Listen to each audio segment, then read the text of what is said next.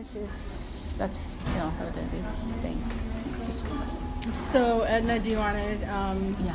tell a little bit about how the solar suitcases are working out? Yes. Well, the solar suitcases are very useful in countries like Somaliland, particularly in rural areas where they do not have electricity, and very often babies decide to come at night, and even when they're born in the daylight, they're delivered in a hut or a small house that has no electricity. And because it's such a private event, the windows are shut. So to stop people from looking in from the outside. So it's dark. If it's dark, you don't know what you're doing. You cannot.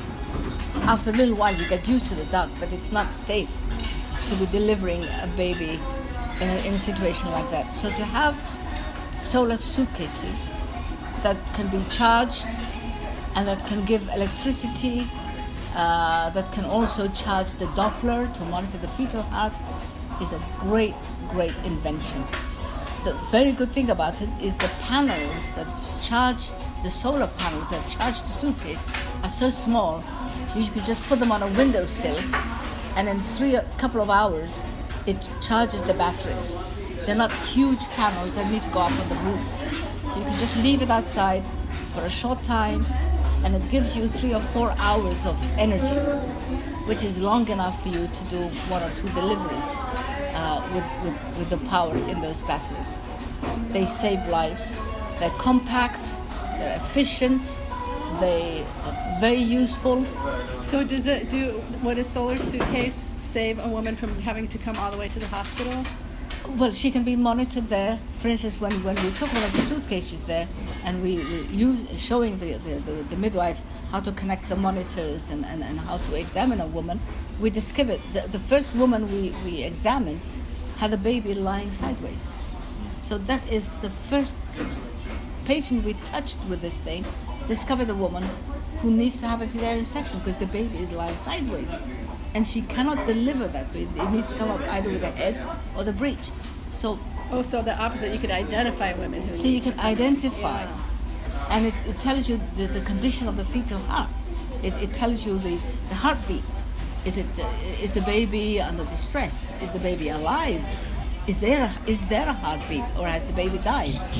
And then, of course, the visual ability to deliver and watch the progress of labor and cut where you need to cut in the cord is a godsend. It's a very, very useful equipment and very simple to use and very much appreciated. So whoever the donors were, whoever contributed to this, well, Connecther and those who contributed to Connecther and those who raised the funds through Connecther are very much appreciated and thanked.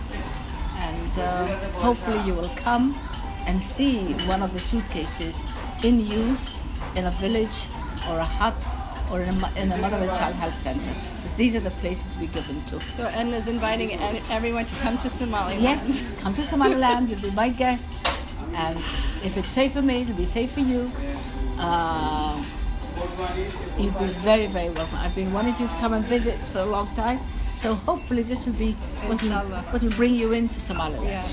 Yeah. Thank you so much. Thank you.